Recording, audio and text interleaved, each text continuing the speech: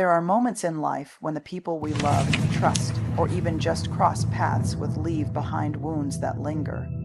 They may not always leave bruises we can see, but the ache is real. It's easy to believe that the only way forward is to toughen up, to bury our pain and pretend we're unaffected.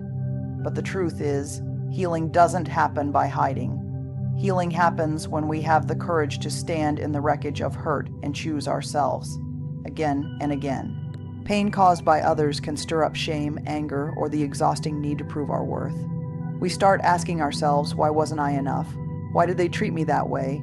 But the first truth we must learn is this: people hurt others from their own places of fear, pain, or powerlessness. It's not an excuse, it's an understanding, and understanding sets us free. When we no longer take every insult as a reflection of our value, we begin to reclaim our power. Handling people who hurt you is not about revenge, nor is it about pretending to be okay.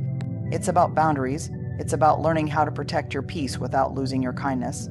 The bravest thing you can do is honor your hurt, feel it fully, and then decide to move forward with integrity. That doesn't mean allowing someone to keep hurting you. It means deciding they no longer get access to your heart unless they've earned it. Sometimes the hardest part is not reacting. Silence feels weak, like surrender. But silence can be the most powerful response. It means you've chosen not to lower yourself. It means you've chosen dignity over drama. You don't owe anyone a reaction. You owe yourself peace. And when someone keeps trying to poke the old wound, your healing is the proof they can no longer control you. And then there's forgiveness. Not the kind that says what they did was okay, but the kind that says, I won't carry your poison in my body anymore.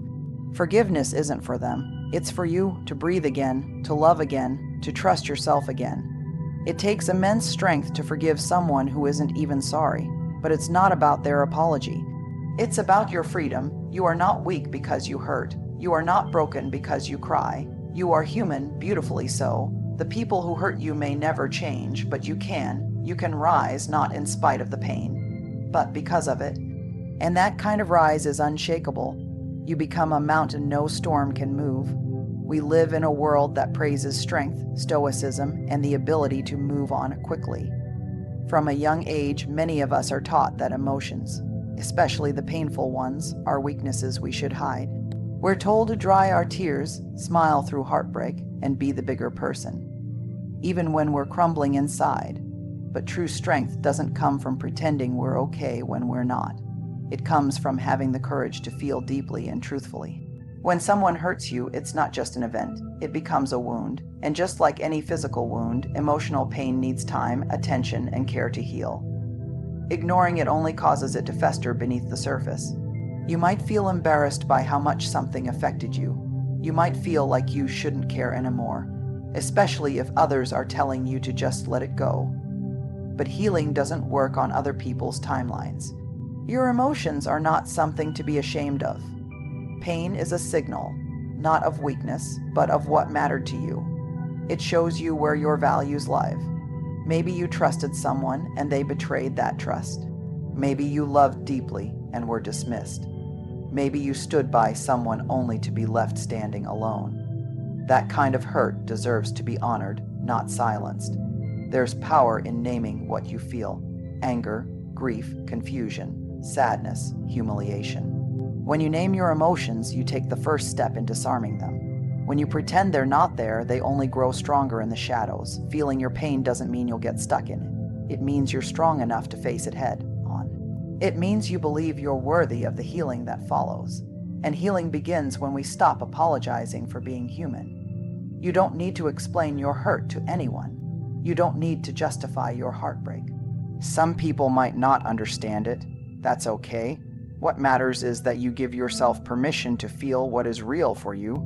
Let the tears fall. Sit in the silence. Let the ache speak. Because what you feel right now is not the end. It's the beginning of reclaiming your wholeness. Feeling the pain is not the enemy. Denying it is. So allow yourself to feel fully, without shame, without rush, and without judgment. That's how healing starts. When someone hurts you, the first instinct is often to ask, what did I do wrong? We internalize the pain, turning it inward, believing that if we had just said the right thing, acted differently, or been better somehow, they wouldn't have treated us the way they did. But here's the hard truth. People hurt others from their own unresolved pain, not because of your worth or your failure. Their behavior is a mirror of what's happening inside them, not a reflection of who you are. It's human to want to make sense of betrayal, rejection, or cruelty. Our brains crave logic, and so we start assigning meaning where there often is none. We convince ourselves that if we had just tried harder, if we were prettier, smarter, more successful, more agreeable, they wouldn't have left, cheated, lied, or lashed out. But that's not how people work. Their actions are rooted in their own stories, wounds, and insecurities. When someone crosses a line or treats you with disrespect, it's not a measure of your value. It's a snapshot of where they are emotionally. We all carry emotional baggage, but some people choose to unpack theirs in front of others, asking for help and healing. Others throw theirs at people, using blame, manipulation, or control as a way to cope. And if you've been on the receiving end of that, it's easy to confuse their chaos for your fault.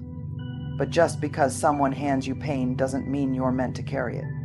You are not the cause of someone's inability to show up with honesty, respect, or compassion. Detaching from their behavior doesn't mean denying that it hurt. It simply means refusing to let it define your self-worth. It means learning to say that was about them, not me. It means separating your identity from their actions. You don't have to take ownership of someone else's emotional immaturity, their dishonesty, or their cruelty. That's theirs to deal with, not yours to absorb. So the next time someone wounds you emotionally, mentally, or verbally, pause before turning the knife on yourself. Pause before rewriting your worth through the lens of their behavior. Their actions are their responsibility. Your healing is yours. Don't personalize what was never about you to begin with. Let their behavior be their burden, not your belief. There comes a point in every healing journey where you realize that protecting your peace is more important than pleasing people. And that moment often arrives right after you've been hurt. When someone crosses a line, whether it's subtle manipulation, constant disrespect, or outright betrayal, you are faced with a choice. Either continue shrinking to fit their comfort, or rise and set a boundary that honors your worth. But here's the catch: setting boundaries can feel terrifying, especially if you're someone who's used to keeping the peace, avoiding conflict, or putting others first. You worry you'll seem rude, selfish, or dramatic. You wonder if you're overreacting. You think maybe you should give them just one more chance, and that guilt creeps in, whispering that protecting yourself somehow makes you a bad person.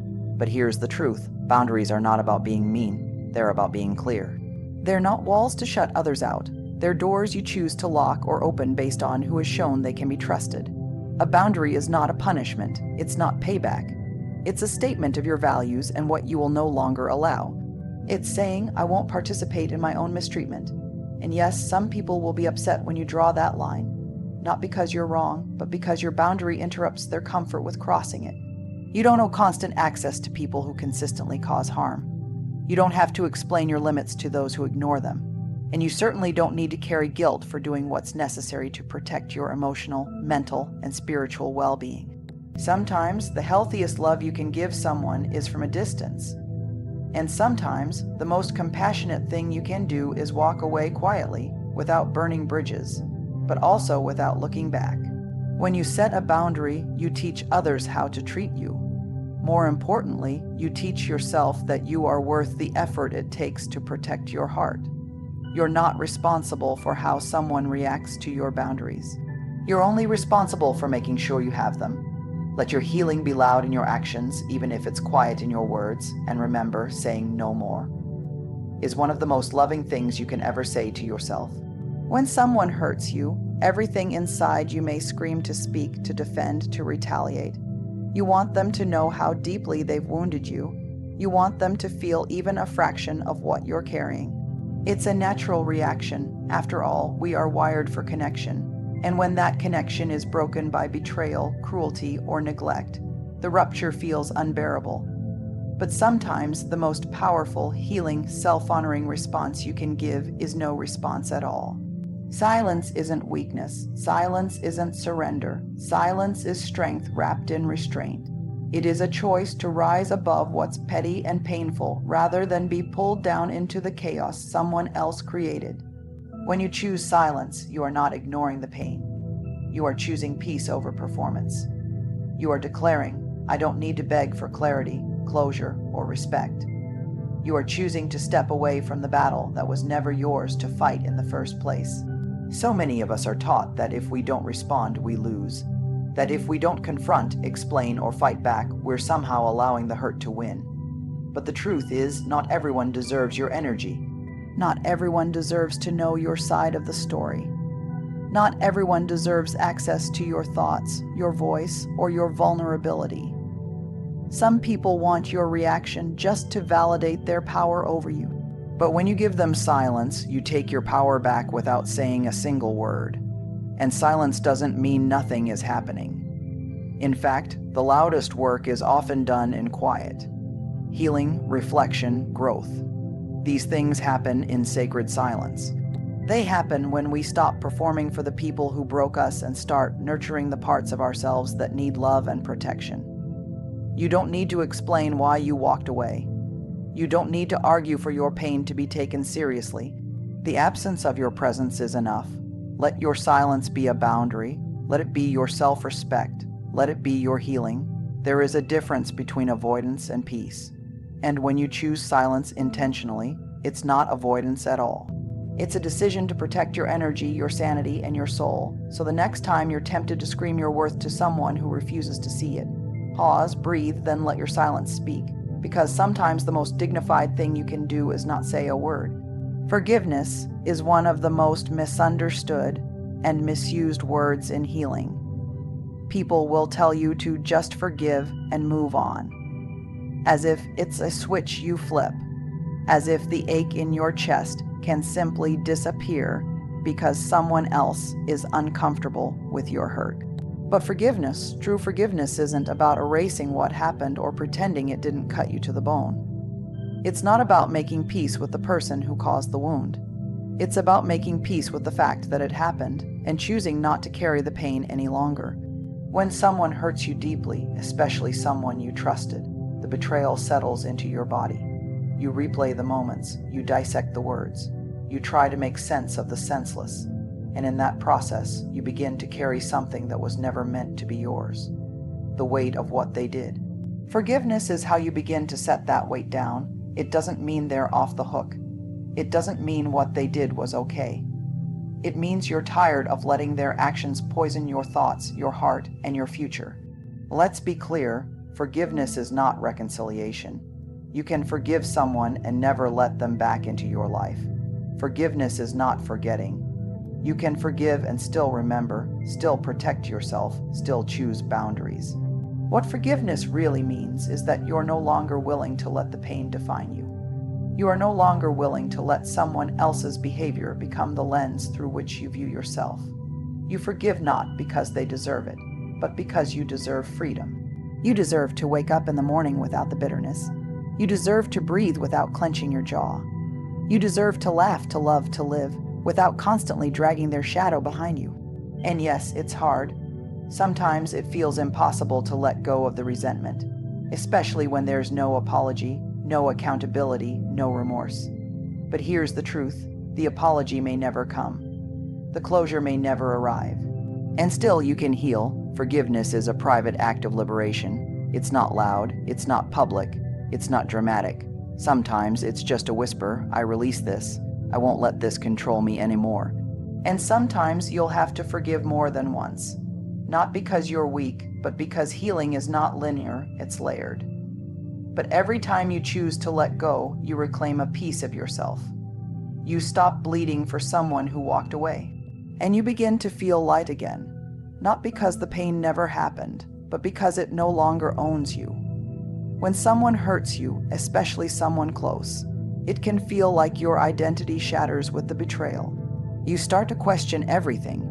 Your worth, your judgment, your ability to trust. You look at yourself through their actions, wondering if you were too much, not enough, or somehow the cause of their cruelty.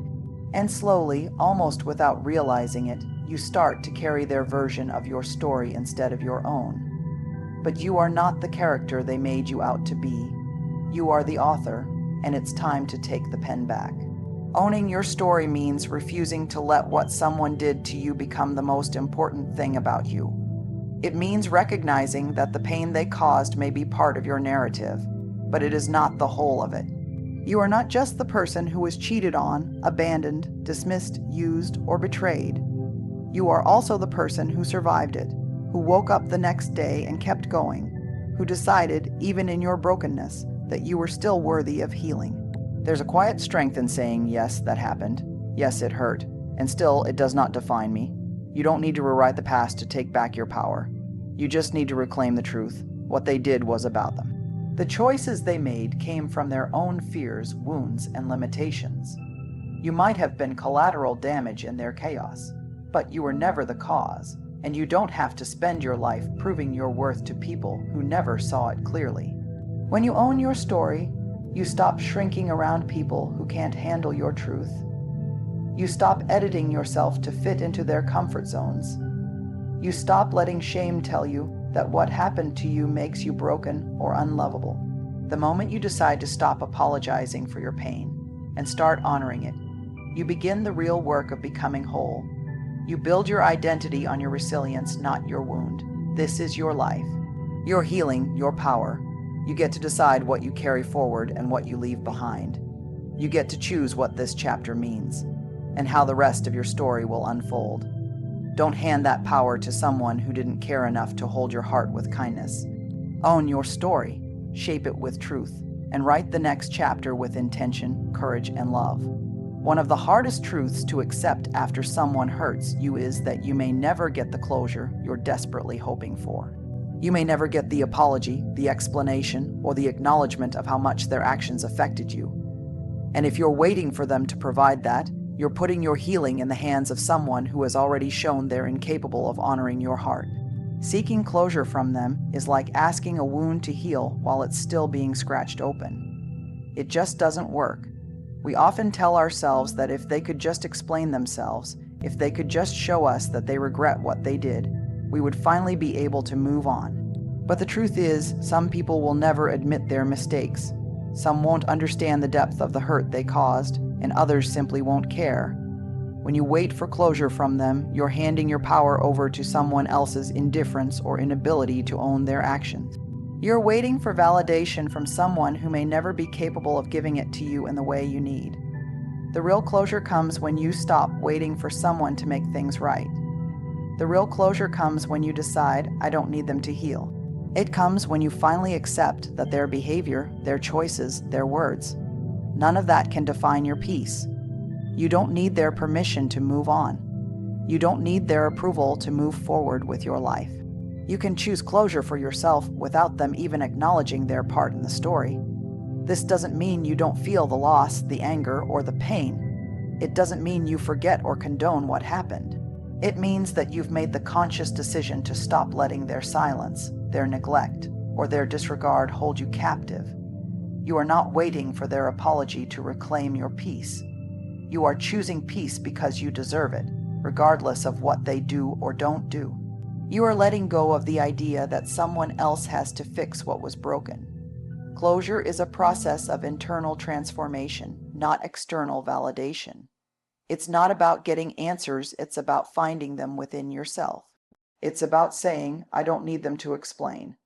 I don't need them to acknowledge the pain. I am the one who gets to write the ending to this chapter. When you stop seeking closure from others, you start the work of closing it for yourself.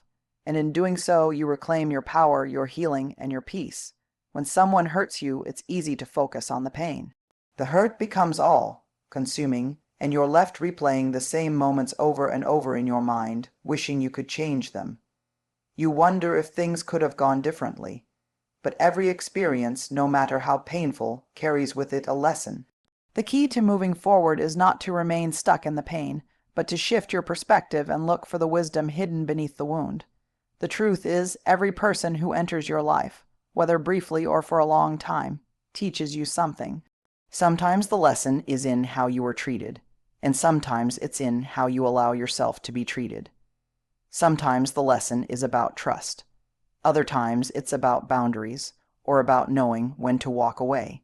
Whatever the lesson may be, it's always there if you're willing to see it, not as an indictment of your character, but as an opportunity for growth. When you focus on the lesson, you begin to see the pain not as something you must carry forever, but as something that can propel you forward. It becomes less about what was done to you and more about how you choose to respond. Yes, the pain is real. Yes, it hurt. But you don't have to let it hold you in the past. You can choose to learn from it and use it as a stepping stone to becoming a stronger, wiser version of yourself. Embracing the lesson doesn't mean excusing or minimizing what happened. It means accepting that pain is part of the human experience and that it carries with it valuable insight. Pain, while difficult, teaches you about your limits, your resilience, and your capacity for growth. It teaches you how much you're willing to fight for your peace and your well-being. By embracing the lesson, you free yourself from the trap of resentment and bitterness. You let go of the need to keep reliving the hurt, and you start focusing on the person you're becoming because of it. The past no longer controls you. It becomes a source of wisdom, and while you can't change what happened, you can change how you move forward. You can choose to take the lesson and build a life that reflects your strength, your understanding, and your growth. In the end, the pain will fade, but the lesson will stay with you, empowering you to make wiser choices. Build healthier relationships, and continue your journey with a heart that's not weighed down by the past, but strengthened by it. Healing from the people who hurt you is not a linear journey, nor is it easy. But as you walk through this process, remember that it is within your power to reclaim your peace, your worth, and your story. The people who hurt you may have tried to write a chapter in your life, but you are the author. You get to decide what happens next. It's okay to feel the pain, to acknowledge the scars, but it's also essential to recognize that those scars do not define you. You are not the pain you've endured, but the strength you've found in overcoming it. When you stop personalizing their behavior, set boundaries, embrace silence, forgive for your own freedom, and stop waiting for closure, you begin to unburden yourself from the weight of their actions. You stop letting them dictate how you feel about yourself. You reclaim your energy, your emotional space, and your future. And as you learn the lessons each experience brings, you find that even in the darkest moments, there's growth, wisdom, and the chance to become the person you're meant to be. So as you move forward, take these lessons with you. Protect your peace fiercely, honor your journey,